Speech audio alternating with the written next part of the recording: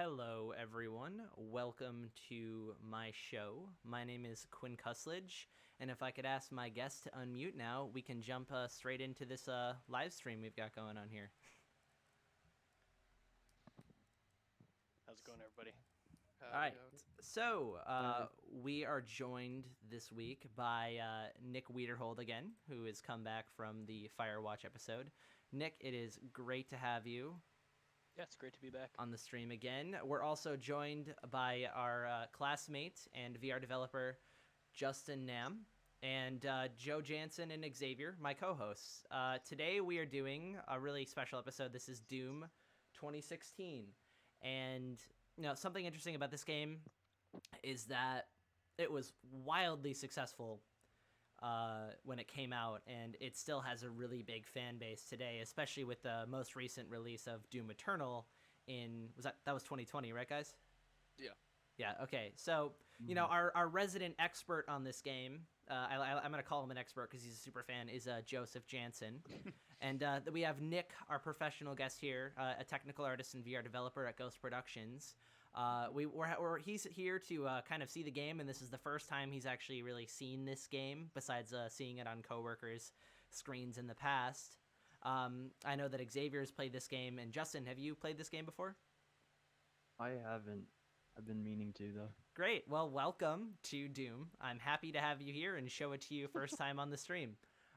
So we're going to, of course, as similar to the last few episodes of this show, we're going to be analyzing it from the grounds of development history, gameplay, and art. And this game is really interesting because it has a super solid gameplay loop. And I'm going to let Joe kind of introduce what the game is about and talk a little bit about that gameplay loop. And then we're just going to get straight into playing the game and talking about it while we play it live. If you have any questions about the game design or art of this game, feel free to ask us in any of the chats, Twitch, YouTube, or Facebook, and I'll have Joe and Xavier share them with us so we can all answer them together. So go ahead, Joe. All right, yeah, just to kind of give a brief rundown of what Doom is. So it's a first-person shooter developed by ID Software, and it was published by Bethesda Softworks. The game is the major installment of the series since Doom 3, which was released back in 2004. And you, the player, take on the role of an unnamed space marine, or the quote-unquote Doom guy, as he battles demonic forces from hell as they've been unleashed on the Union Aerospace Corporation within the ardent energy mining facility located on Mars. The gameplay is fast-paced with shoot-'em-up style mechanics with open-ended levels similar to the first classic Doom games, and has a major key difference with it being a lot more fast-paced in comparison to its counterpart, Doom 3, which was a lot more slower survival horror-based gameplay. Mm-hmm. Awesome. Thank you, Joe.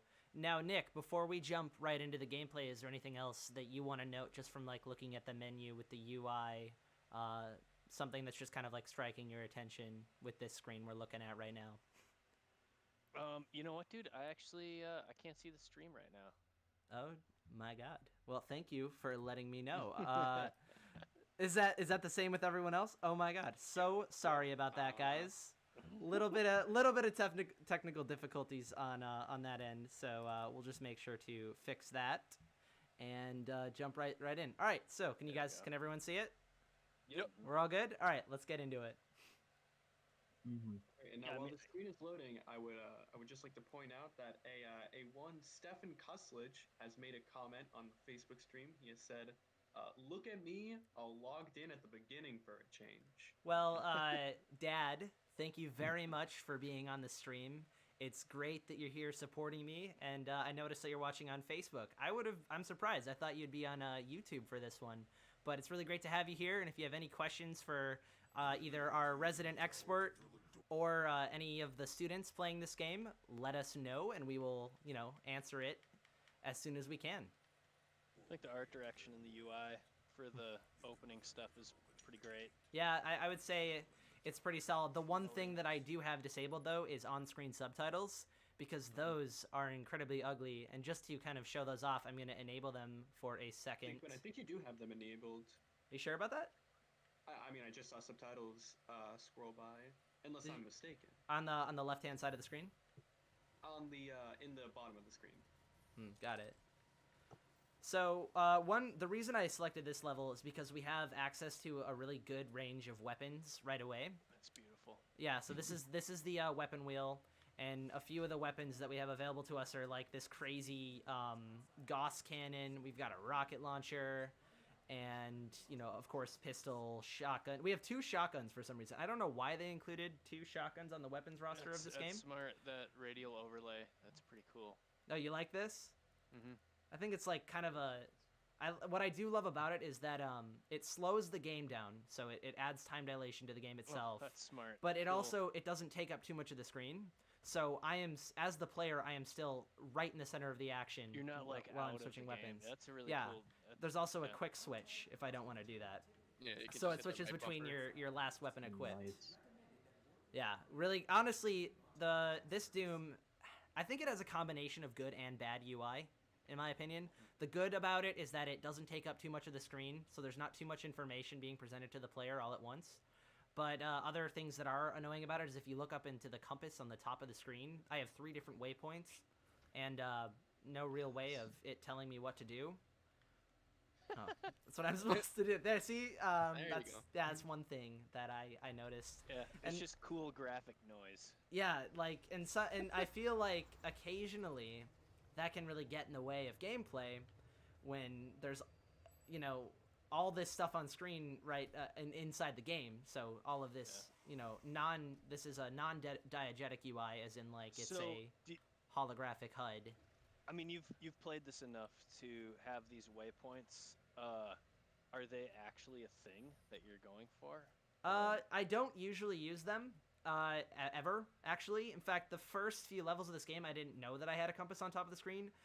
The thing that I've used to navigate through most of the levels thus far is actually level design. So, looking for specific lights on certain areas, like up here, we have a green light, which directly contrasts with the red coloration of the scene. So I know that because this light is green and it's casting this green light, I'm supposed to go this way. And Cool. sure enough, this is how the level progresses. And now I'm in this red room, another high contrast point. So I mainly have used color as a player to navigate all of the environments in this game. And I think that's come in handy when playing. Because I don't really like to look at maps or in-game menus. I like to use level design. I like to be immersed in the game. I'm gonna let you guys take over because I have to kill all these demons. Yeah, go ahead, Xavier.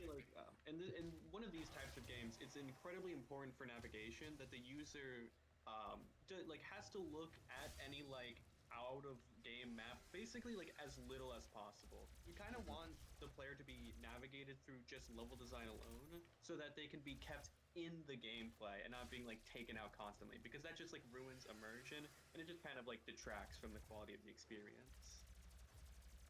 Interesting enough, I think with that being said, I guess this is probably my gameplay style. How I noticed with Quinn, he usually doesn't use the compass. For me, I've always used the in-game map, that you can press the select button on the controller to open up, and it shows you all of the routes you can kind of take. And I don't know if that's just from my habits with Skyrim, where I want to explore every nook and cranny, but that's what I always use to explore around. See, I think it's funny that you say that. My habits with Skyrim, I want to explore every nook and cranny, because I'm the absolute opposite. I'm so impatient when it comes to video games that I just want to get to the objective and then move on. But it works both ways here. Yeah, that's what I like, is that it supports both play styles. Because I can rush through this level all I want, and Joe, you can spend hours looking for every single secret, and the game design and the gameplay support both. Mm-hmm. What sort of reward do you get for, I guess, exploring it? You know what? I'm really glad you asked that question. So the reward we get for exploring is the classic. Do you remember in the older PC games of the 90s and early 2000s, the whole secret area system? And then you find a bunch of goodies inside of this secret area, and it goes oh, secret area found. Here's a bunch of goodies. Here's ammo. Here's all this stuff that you don't really see in a lot of modern games anymore. That's what you get with this, and I love that drawback to the classic Doom, where level exploration is encouraged with in-game objects that give you an edge. The particle effects are pretty cool. Oh, of course, yeah. The VFX in this game are great. A lot of the elements, such as player guidance, health aid. If you notice, whenever I do one of those glory kills, which is that animation where I like snap the jaw off one of the enemies or you know, I fight them. If you do this, it's a high risk, high reward, because if you do this, you have to get close, right? But they drop health. So you like wait for them to have this overlay, and then you get health. But it also opens you up to getting attacked by other enemies while you do it. So that's like one thing that keeps the gameplay fluid, and it keeps you constantly moving, is that glory kill system, kind of encouraging you to maintain a solid movement as you're playing and fighting these enemies. And that's probably my favorite thing about this game, is that solid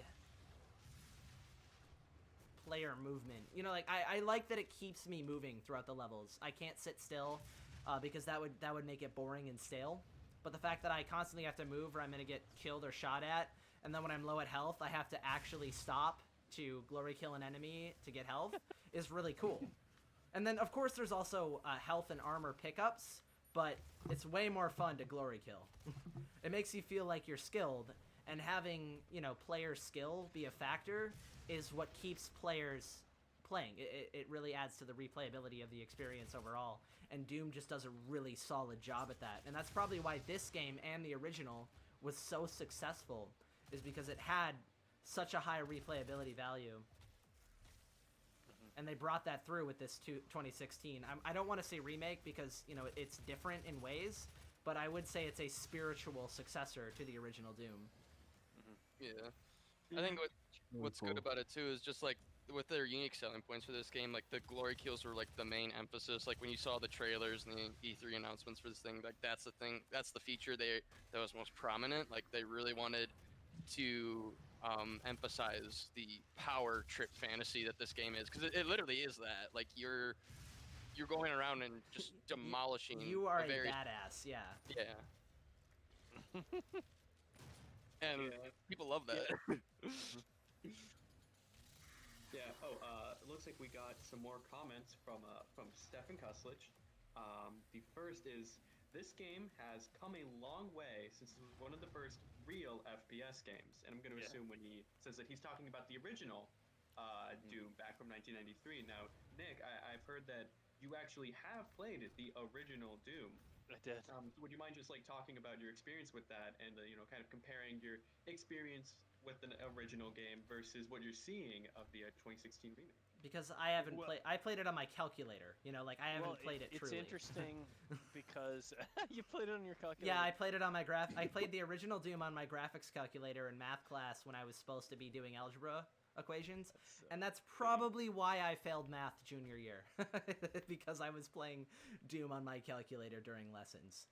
Well, I mean, the original, you know, creators, they were super into heavy metal and stuff. You know, I mean, I was too, but I think they did a good job of figuring out what the formula is. You know, you run around and you kill stuff, you know, and then you learn what creatures, you know, what their predictable behaviors are, and that's sort of part of the skills that you get to come up with. Like they're going to react in a certain way, so you can anticipate, you know, or build up a skill to kill them, right? You know, but what was really great about the game though was it did a good job of taking advantage of the technology at the time to have you know, a 3D experience, which was really novel. Which is really cool because it's one of the first 3D experiences, and it was completely 2D in creation. You know, it was a sprite system. So we had these elements that were programmed to look like 3D, but they were really just 2D actors. I'm calling them actors because that's what we refer to them in Blueprint, in Unreal Blueprints. We call them actor class objects. And if you were to recreate Doom in Unreal, it would be entirely actor class objects, which with a sprite system, and we would just program it in so it constantly follows the player camera and rotates accordingly, so it looks as if it's always facing you. And that's actually what's really cool about the original Doom and VR development, is that we still use that with a lot of different actors, especially background elements that are only 2D. We'll have them rotate specifically according to the player camera so they look 3D when they're actually 2D, in order to save graphical space on our experiences. Yeah, it was an interesting sort of evolutionary adaptation to go from side-scrolling, you know, as kind of an accepted infrastructure for your game, you know, that you were as a player like used to dealing with, and then moving into this more 3D thing. I mean, it was like woo, you know, but I mean, I'm grateful to, you know, they had also built in a lot of procedural map building too, which I thought was really novel, and it took advantage of We're talking about the original Doom, right, Nick? Yeah, the original Doom, because I'm still trying to finish that because I'm an old guy and I have so much shit to say about it. No, it's I'm glad that you're talking about this. This is why you're our guest on the show, man. So, you know, what they did in development of this, it became the foundation for a lot of really fun games like Marathon, which I think that was like a Mac game. Yeah, no, well, it just ran on every computer back then. Oh my god, that was an awesome game. But it had roots, you know, from the infrastructure that Doom had built in the beginning too. It was really smart. One question we got from the chat on YouTube is someone was asking, did Doom take a lot of inspiration from Duke Nukem?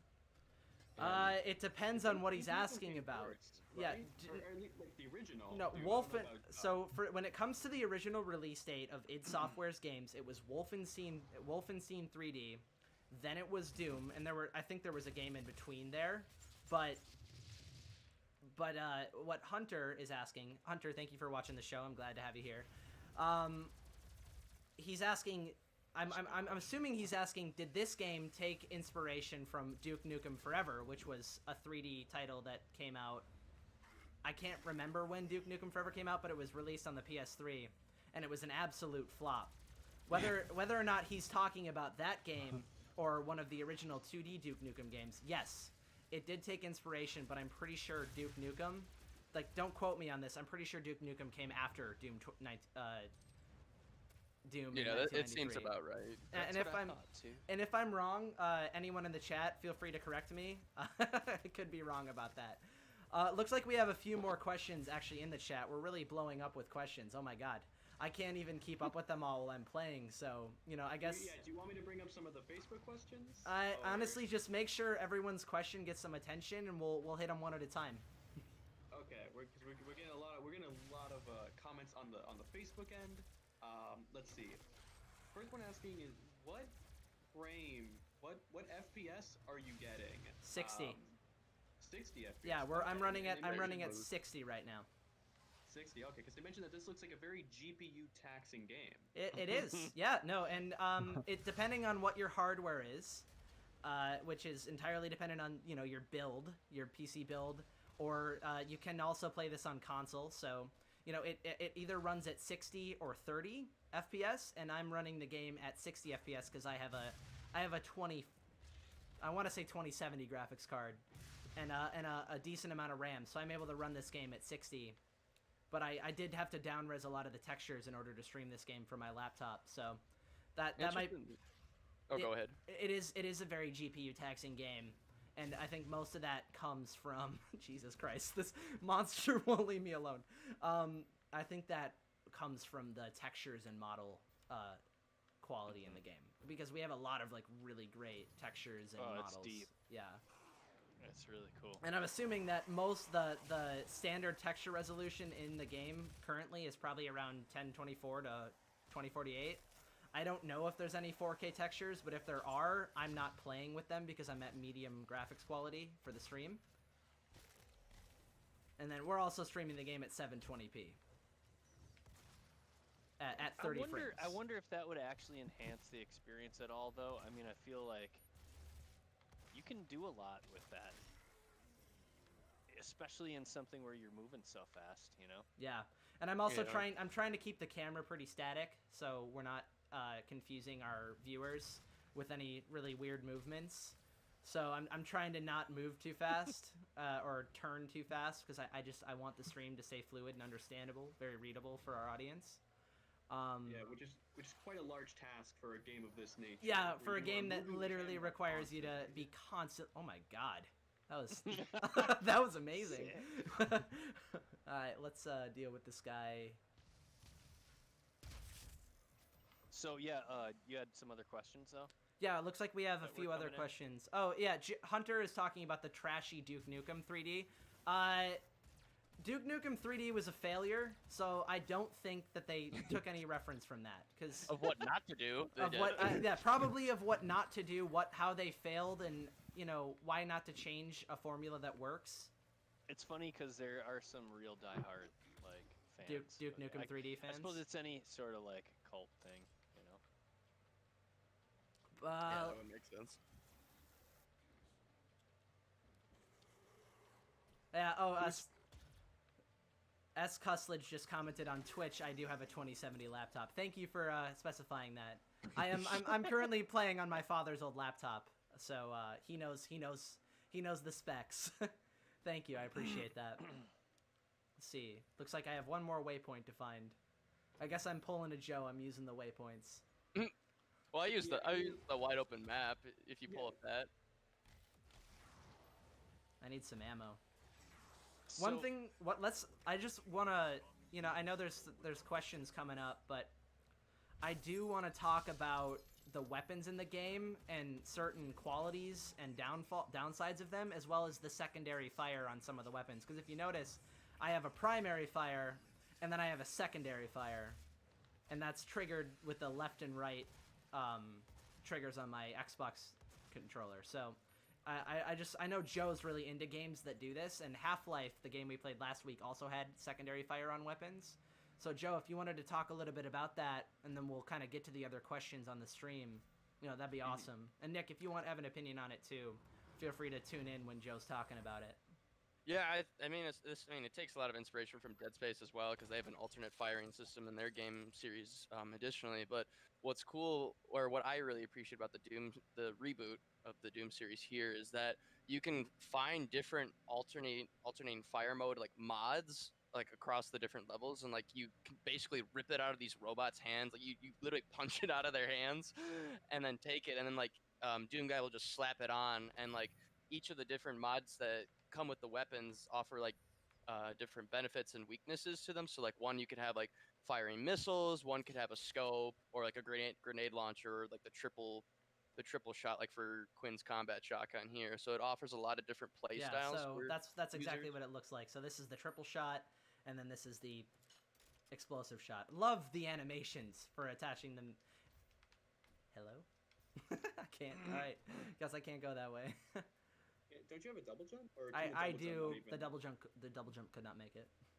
So. Oh, even the double jump could not make it. No, it could not. That's unfortunate. But Justin, what do you think so far? I mean, I know you haven't really played Doom before, but what are your thoughts so far on the gameplay?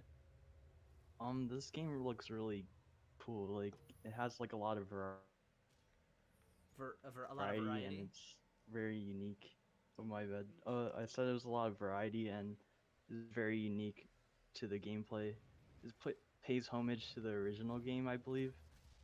Did the original Doom also have a lot of different weapons and like firing methods, Nick, or is this firing methods? That's a good question. Yeah, so like there was definitely alternate fire. Sorry, technical term. Actually, what was really interesting about the first game is it was free, and initially, and it was open source too. So there was a lot of like the creators were really open to people like taking the code and making their own stuff with it, you know. Mm-hmm. So like people would make their own weapons and their own levels too. And I mean, there are probably still people that use it. But there are. Yeah, no, people. I mean, that's how I got it on the graphing calculator, because people are still using the original source code to make stuff.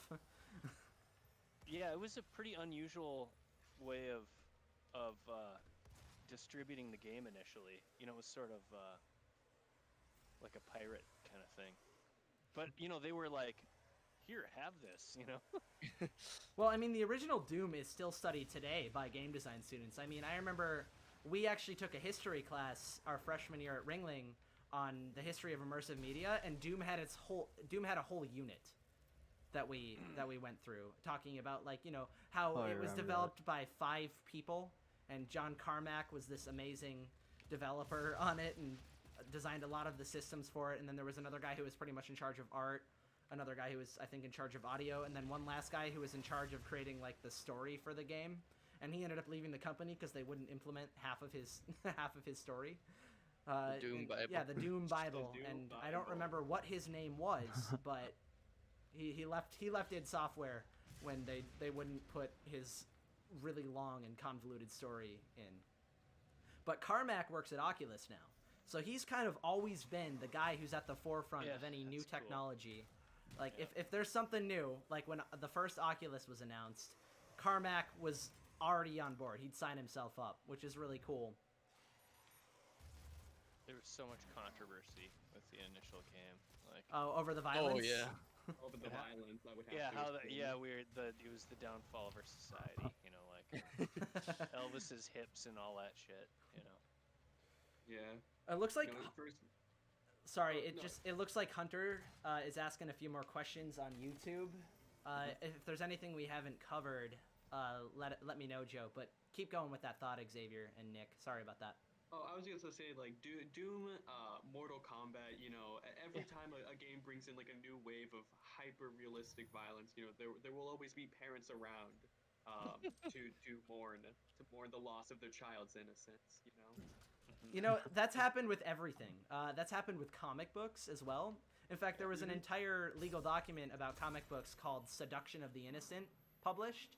So if there is something cool, parents will be afraid of it. That's just how it is. Basically. And I Some remember parents. I rember when I was growing up, I mean, my mom and dad, they wouldn't let me play Call of Duty. I had to like download it behind their backs to play it the first time. And then after I did that, they were like, whatever. I mean, obviously nothing's bad's going to happen to him if he plays these games. I mean, but like it was definitely real for a lot of people, and I haven't noticed that as of late. And I'm waiting for it to happen with VR because, you can stab people in the head in a VR game. And it feels pretty realistic. And I've talked about this in past streams before, but it definitely feels like that sometimes when I'm like, oh, I wonder who's gonna freak out about this. Yeah, I don't know. I feel like we've reached a point kind of with technology where I don't know what a console would have to do to get parents to react like negatively to it at this point. Because it's like, what hasn't been done in a game that's hyper violent or gory? I think there was a legit point being made of the isolation that came out of getting really ultra fixated on video games, but that's not as much a deal anymore.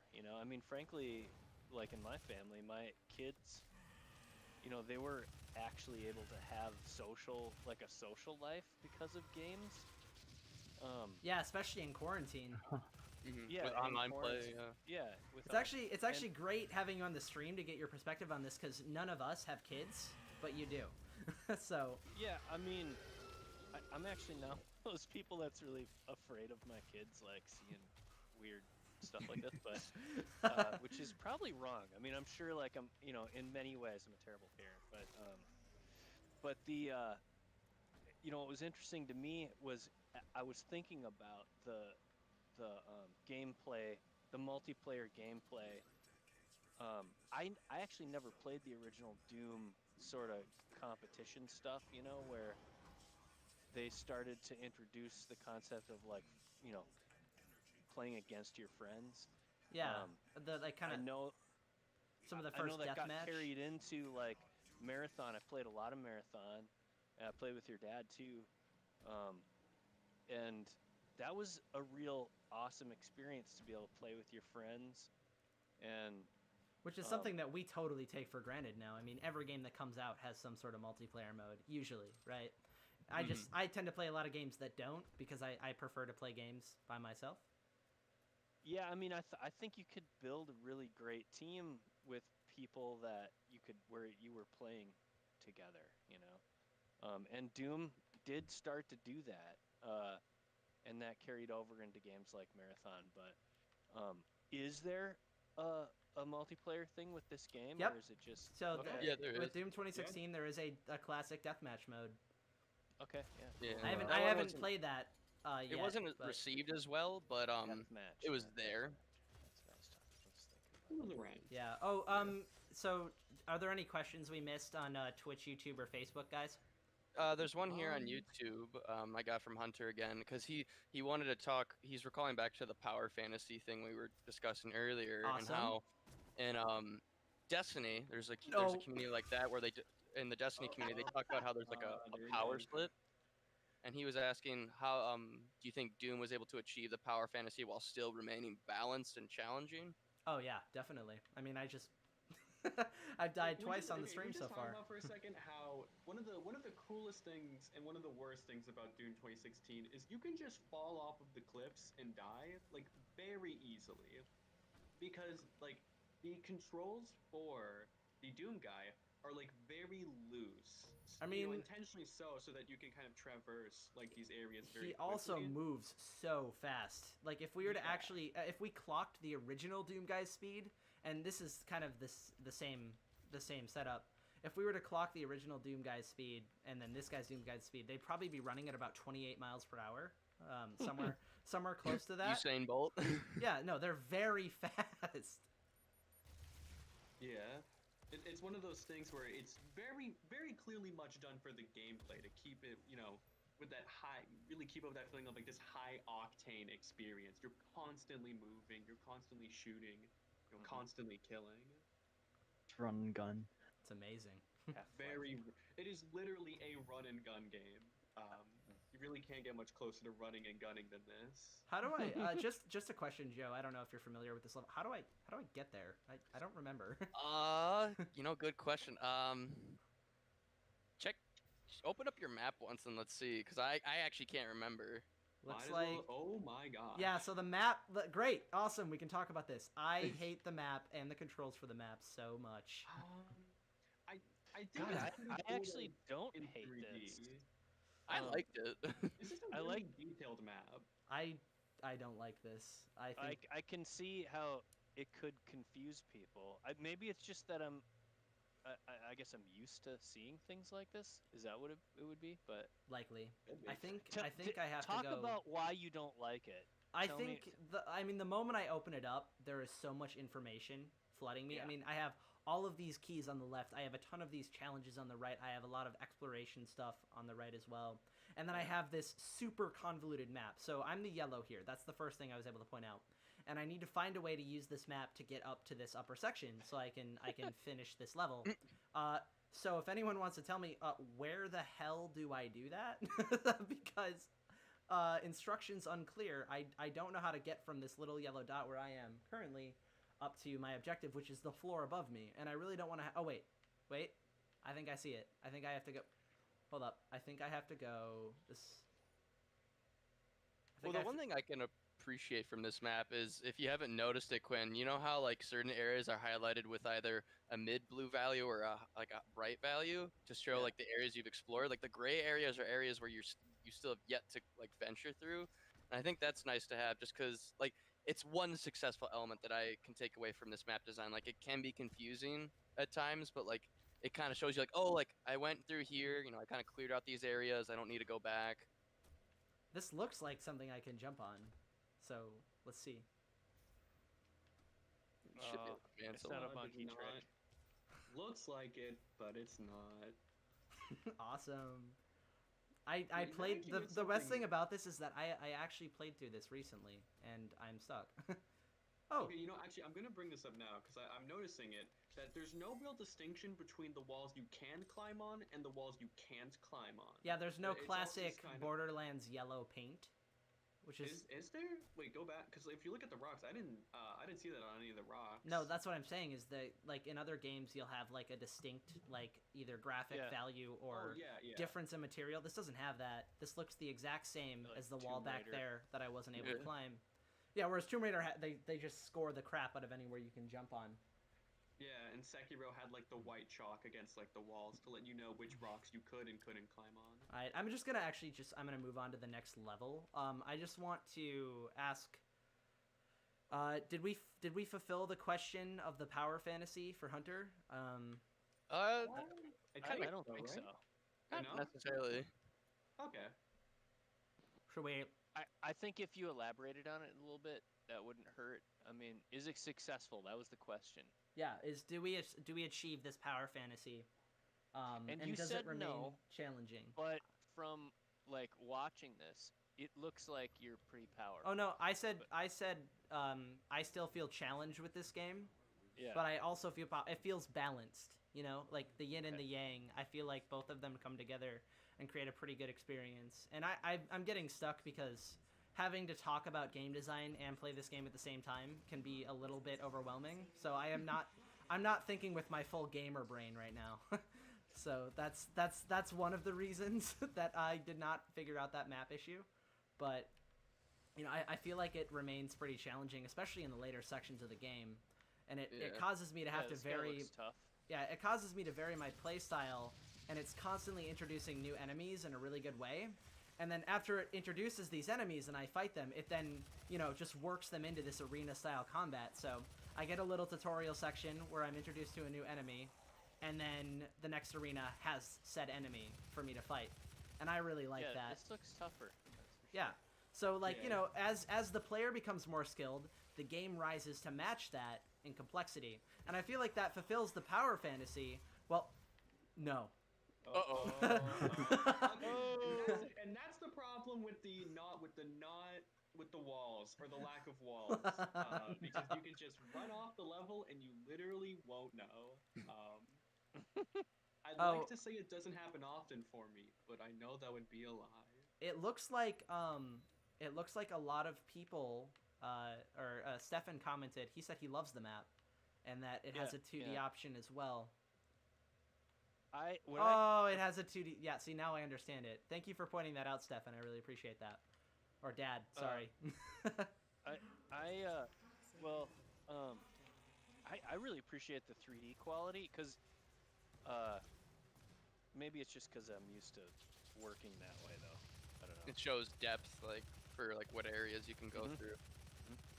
Yeah, I think if you're the explorative type, you could really find a lot to appreciate about like the 3D mode versus the 2D mode, Yeah, because it and gives this you a better kind of feel for like the actual level.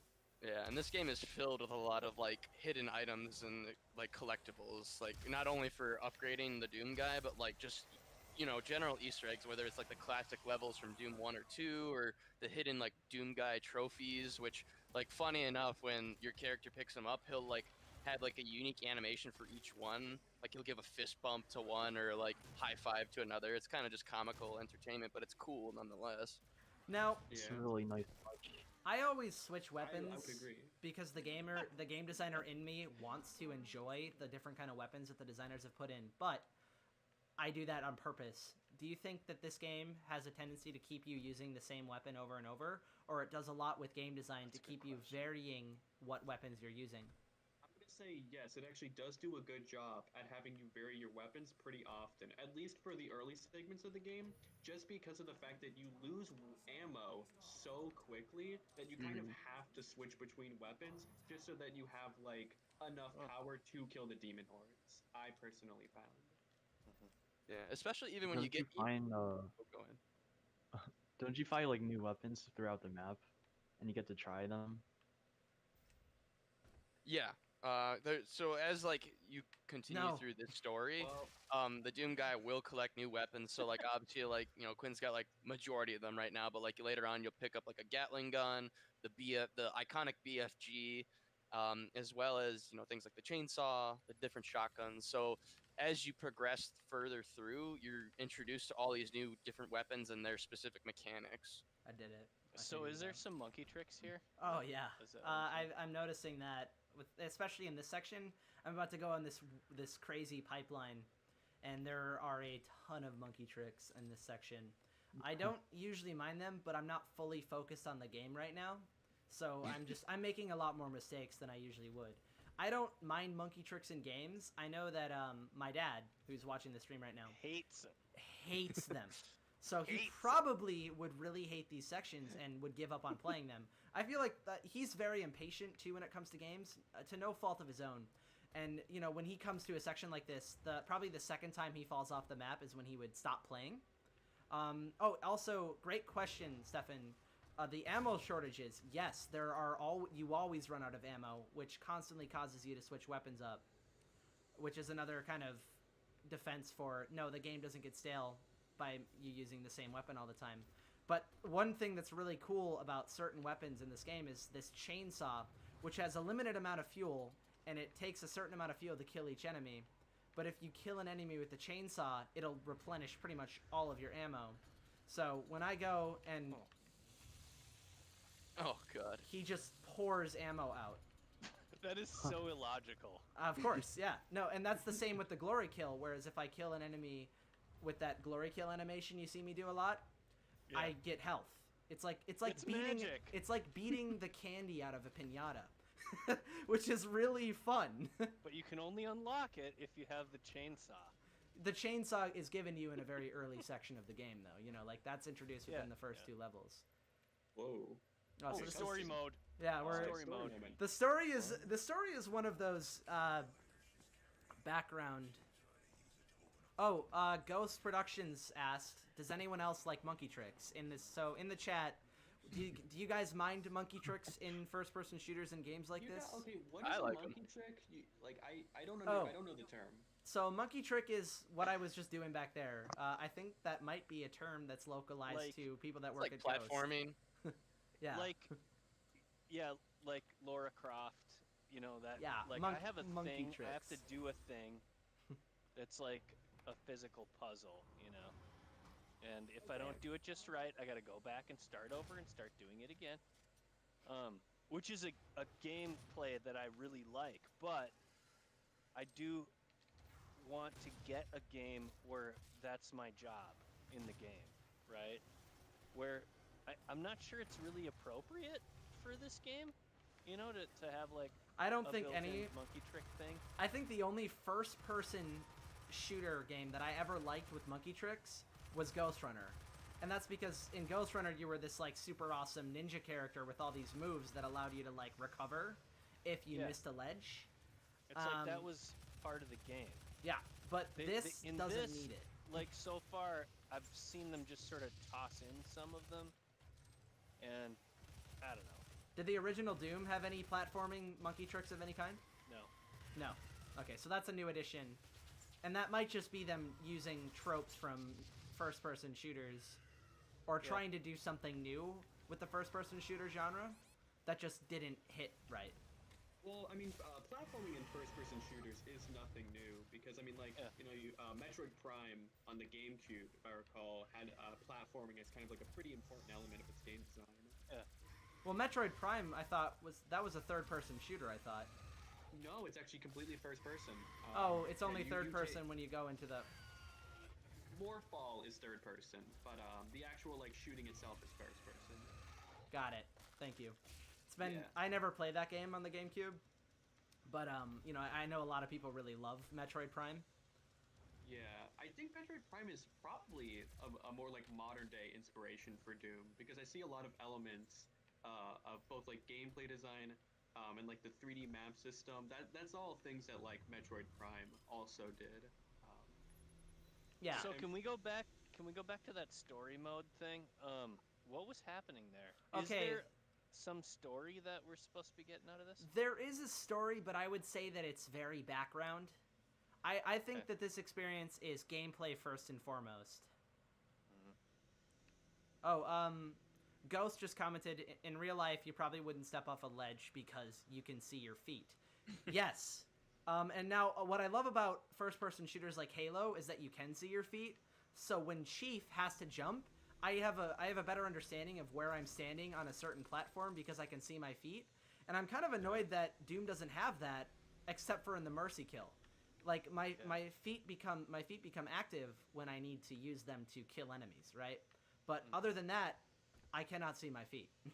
Wait, Quinn, can you look down at the ground for a second? Yep, no Okay, feet. so notice how low his gun is to the ground, in spite of the fact that Doom guy is like a 10-foot tall guy in this ginormous like power suit. Like even when he's standing fully straight, his gun still ends up like nearly touching the ground. So there's definitely like a bit of a height disparity going on between like the players and Either- like the actual world of the game. Either that or this gun is 3 feet long. Yeah, this gun is really long, and his arms are also really Yeah, he's got. Well, I mean, he does got pretty beefy gorilla arms. So I He's mean, got beefy arms, but I guess he's also got long arms. Yeah. Stretch Armstrong here. Yeah. Shredded to the core. of course, yes. That's a good reference, Xavier. Anyone you. under the age of 20 will not understand that. That's fine. All right. I'm sure we attract more older audiences anyway. What else do we have for comments, questions answered? Because we should probably move on to discussing the VR port of this game and how we would create a VR version of this title. I don't see any other comments at the moment. Can you One check? more comment? Can we check Twitch just to make sure on that? While people are looking through the comments, I am going to bring up the subtitles because I think we briefly brought it up earlier for like a bit, but since the game's been going on for a bit longer, I think we could talk about it more. Just how the subtitles are very unappealing in this game because, like, oftentimes they'll get kind of like they're hard. One, they interrupt the flow of the gameplay because even during gameplay you'll get subtitles, so that's kind of bad. But also sometimes they get like lost in the environments, and the way they scroll is awkward. Overall, it just feels very. It feels kind of like a lower priority thing the team took just to have it in the game. Slapped it on. Oh Yeah, no. that's the feel I get from it. Yeah. I got a Which is little. unfortunate because it's very hard to hear the dialogue unless you have the subtitles turned on. But I think we can move on to talking about VR now, unless there are any other. Yeah, let's do it. I mean, we have about 12 minutes left on the stream, but I'm actually feeling like we could go 10 over, just so we could spend the proper amount of time talking about how to recreate this game. So let's go ahead and jump right into it. As usually, we start with locomotion, as in how the player moves in the game. So let's talk about how we would handle a VR version of this game and try and capture the same locomotion that we have with Doom 2016. So, I mean, obviously locomotion is something that I think humans are, adapting to over time. But, I mean, it's still trying to run and gun like this would be pretty I think it would, hard as with the tech we have available, it would be impossible. Yeah. Yeah. So So- I guess I was I thinking, agree like, with Robo Recall does a good. I mean, because these are beings that are gonna come after you. That's Yeah, gonna they'll happen. chase. You They'll don't- chase you. They will You don't- chase you no matter what. If they Yeah. see you, they will chase you. And you don't have to run around to get. I mean, that's a strategy to take them out. But I think Robo Recall does a good job of, player locomotion. I think and then having things come at you. Kind of almost Everybody make it got- like a shooting gallery, almost like because I know in the Doom VR, like VFR version of this game, they have teleportation, which works okay, but that teleportation in it itself is just the most basic thumbstick locomotion. The other thing is, I thought Lone Echo, what's the other Echo? Anyway, you know what I mean. Yeah. The sort of weightless locomotion, that might be. That would be something actually cool. That could work well with this. Yeah. You could retcon it almost like Doom Guy. It has thrusters that allow him to kind of move freely around the space. Yeah. That'd be Yeah. cool. Yeah, I so wonder so if he's constantly kind of on a jetpack and you use that to your advantage, and what would be really cool about that is if we were to make kind of like a jetpack style Doom game, the weapons you could use to propel yourself backwards. I think that would be really awesome. That would be cool. Yeah. So you're trying. You would almost have to kind of do that because Yeah, the and entire point of the Doom series is it is a run and gun style of game, so you are running and gunning simultaneously, and that's a lot harder to do in VR, where you're supposed to be using the controllers holding the gun, so you're kind of focused more on that than you are on but movement. if you're using the gun to aid in your movement, That'd be cool. we can do this Yeah, thing where we flip ourselves around, and then The other we're thing that's interesting is flying seems to be more, like acceptable to our brains in VR than trying to run around with the joystick. I'm not sure why that is, but maybe a sense of like weightlessness makes more sense if you're flying than if you're just like if you're walking, because there's already kind of like that gap in VR where the sense of movement hasn't really been done well enough to be like you're really walking. But if you're flying, oh well, now I can suspend my disbelief a bit more, you know, because that's already kind of like you feel weightless and when you're flying around. Yeah, and you could Nope. go even further with it too and make it gestural based, like how Freediver Trident Down does with their swimming locomotion system, where like you have like based on like how much force you apply when you're holding on the trigger on the Oculus, or like on a VR controller, and at which direction it'll propel you forward in a specific vector. We have a question for Nick directly on Facebook. What is what? Xavier, do you see the question? Yeah, let me tell you. Okay, question for Nick. Yeah.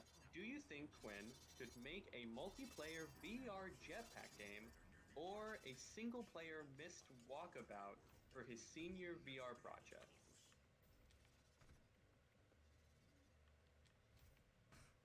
God, that is tough. Because Yeah. I would actually really love to do like a Myst thing. Yeah, I feel you on that one. But on the other hand, I'm sort of like, that's my bag. So Yeah, I mean that's the type of game I prefer to play, whereas I know Stefan only likes to play multiplayer games, right? So, I think. So, that said though, I mean, I think a jetpack game would be really cool. Okay, I'll go with the thing that I like most, I suppose. The exploration, Myst-like thing. All right, there's your answer. All right, thanks, Nick. All right. Trying to be decisive. I appreciate it. No, you've been great. Yeah. Do we have any other back to questions? Do we have any other questions about specifically VR in the chat, maybe, or I guess about Doom, or did we get them all? So far on YouTube. Yeah, we're getting all. I think we've seen all like the VR questions. Yeah. Nothing on Twitch either. On the Facebook side. I only see the most recent comment on my streaming software, so that's so why do you guys I have any asked. opinions about the interface with weapons in VR? Like yeah, how would we do it? Not so much that, just opinions about because you have your two hands and you're grabbing controllers and you can do stuff like grab magazines and reload, and like in Pop 1 that's sort of cool. Yeah. I mean, I personally don't like that in VR because a lot of the time I want to focus on my enemy. I want to keep my eyes forward. And we've been designing around games for, almost 3 decades at this point, where, like, when I reload a weapon, or, like, when I pull out a weapon or I reload it, the goal is to take up the least amount of user eye space as you can. We want to keep that frame of immersion so the user can constantly stay within the action. And I think that having to manually reload my gun in games like Pop 1, and games like Boneworks, and games like Walking Dead Saints and Sinners, Onward, all of those really popular VR immersion shooters and adventure games, it really takes me out of it. And I think I think that's maybe because, like, if I want to shoot a gun in real life and deal with all the annoyances and fun of shooting a gun, I'll shoot a gun in real life. I don't necessarily really like that I have to manually reload my shotgun by grabbing shells from my belt. So, like, let's put it this way, all right? There's 10 enemies in front of me, right? I'm looking at these enemies. In Doom, I just shoot them, and then I, like, reload, right? But in VR, I would have to stop moving. Because it's not a shooting simulator. I would have to look down at my belt. I would have to pull out the type of ammunition that I need, and it's usually based off of what gun I'm holding in my hand. And that's when I get killed. Can you stop moving when you explain this so we could see how quickly that would get you killed in a game like Doom? In a game like Doom? Yeah, sure. Yeah, that's a great idea. So explain. So let's say it takes me 30 seconds to reload. So I'm reloading. I'm putting my gun in. I'm cocking it. All right, now I'm reloaded. So I've cocked and reloaded my gun, and I have 4 bars of health left. you're still good. You still have 4 bars. Yeah, Bar so is alpha. obviously the weapon system currently for Just need VR to- is perfect. You just need to glory kill somebody. You know, and, here and then get a and reward. I don't want to completely crap on VR shooters, so let me point out a game that does this well. If you've ever played Arizona Sunshine, has anyone ever played that? No, Okay, well in no. Arizona Sunshine, there's zombies constantly running at you, and you usually do the stand and shoot gameplay. So the way that they do it is you press the A button, and then you tap the gun to your chest where your ammo belt is. The gun is Yeah. reloaded and you're good to go. You don't have to you don't have to charge it. You don't have to physically take a clip out and put it in. You reload your gun in a matter of seconds, just like you would in a standard first-person shooter. And a lot of people don't like that, but I personally love it because it keeps my eyes forward where they need to be when I'm shooting zombies. And in a shooter, in any shooter, your eyes have to be forward, so you know what you're shooting at. And if I have to look down at my belt and then I look back forward and the enemy's moved, you know, it's realistic. That's how it works in real life. But I don't play a game to have all of this realism. I play a video game to escape and be awesome, you know? And it might just be I'm not very good at VR shooters, and this is my opinion. I just don't like. Well, yeah. I mean, does anybody have I Yeah, guess, like who can play either devil's advocate or completely disagree with me on that? I mean, what would you say, Joe? I mean, I'm like indifferent because I think it depends on what type of mood I am for what kind of game I want to play. Like pistol whip, that's it's another simple reloading system. You just you aim the gun down and it hits a trigger volume and then refills your weapon. Then you have things like Pavlov where you gotta pull out the mag from your belt, put it in, cock the receiver, and like some people love that, and I think that a type of attention to detail is awesome. But I think it just depends on like what are you looking for in a VR experience. Also, we've played in a game like Walking Dead Saints and Sinners, it's definitely not fun to have to do it, but I think that for what the game is supposed to be, which is kind of more like a resource-based survival horror kind of experience, it makes sense why they would design like reloading the way they do, because it's meant to kind of increase the tension of the scenario, you know? Like you're trying to fend off zombies, but you ran out of ammo, so you gotta take up the clip, you gotta find your ammo, you gotta put it back, you gotta do all this extra work. It makes sense for that type of game. Doom, however, it's not one of those kinds of games, you know? Like it's a completely different sort of experience. So the Arizona Sunshine method of gaining ammunition, in my opinion, would work a lot better for a Doom VR experience. And if I was remaking this game in VR, that is the system I would either go with the pistol whip system of just whipping my weapon up or down and that automatically reloads it, or I would go with the Arizona Sunshine method of dropping the clip, tapping it to my chest, and then I'm shooting again. Yeah. Or just have it where you never have to reload. Of course. Just continuously firing. Yeah, well, Even that's with how ammunition, Doom. That's how just Doom works. infinite ammo. Yeah. I never have to reload. My weapon just runs out of ammo. Like, So, I mean, one thing about this experience is it's pretty heavy on assets here. oh yeah. I mean, if I was gonna consider how to make this for VR, I mean, obviously to have something that's similar to this, you'd have to use a wired system for that. At this point in technology. Oh yeah. So we'd have to play this on the Rift S, or probably what the hell? Oh well. Okay. We'd Oh, have you to. did it. We'd probably have to. We'd probably have to play it on the Index, because that's the with a 3080 graphics card. If we wanted to have close to this level of visual fidelity, right? I wonder if you need it. I mean, No. It's So not the point then- of the game. then it comes down to, what efficiencies can you make?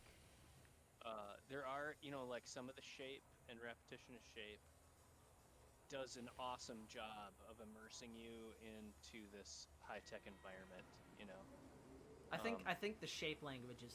Wait, sorry, hold on. I might have missed you saying this, but I think the shape language is extremely important. Oh God, that made me really Oh, no. uncomfortable. that Okay. couldn't happen in VR for sure. Oh, what about the glory kills, guys? We missed the glory kills. Glory kills in VR? Oh wow. Yeah. You'd have to have like a mutton bashing sort of combo. A mutton Like you'd bashing. you'd have to do a gestural combo to get your glory kill. That'd Yeah. be sort of neat. That'd be cool. Joe, what's the name of that VR game that you really like, where it's like medieval and you go around just fighting people? And Oh, that's the yeah. entire game. Blade and Blade and sorcery. Blade and Yeah. Sorcery. Yeah, that Yeah. game, I would have to assume glory kills would have to be presented like they are in Blade and Sorcery. Well, those are entirely dependent on the skill of the player, I think. I mean, I've seen people on YouTube who can, like, spin around, stab a guy in the head, pull his head off of his body, and then whip it off of his sword at another guy, and then stab the girl that was coming at him while he was doing that. But that could be a unique selling point of the game. Like, it's Yeah. easy to learn, but mastery of it is like takes Yeah, a it's like- while.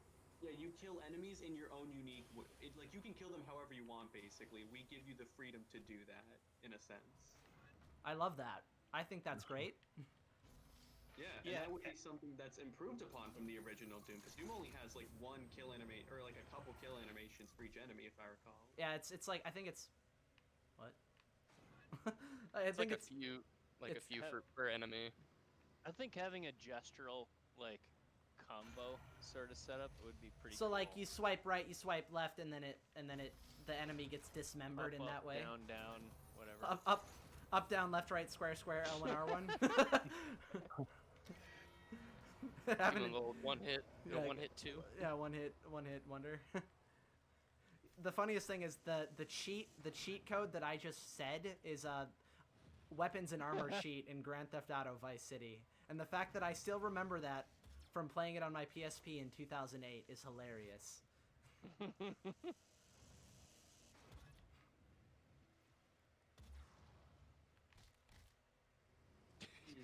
Just punches them. Yeah, it's great. Okay, my dudes, we're out of time. One more thing that Hunter Khan said. I'm gonna just move us to the end screen here. He said, "Time is a resource." That's not a question. That's an opinion. Yes, time is a resource. Making Doom in VR would take so much time. It's not. You'd need a full team. Of like for VR. I don't know. Like, if I were gonna do that, I'd want a team of at least 70 people. Probably, 30% of them are artists. 10% of them are tech artists. Another percentage of them. Hold on, I'm really bad with math here. Help me out, Joe. Describe your perfect team.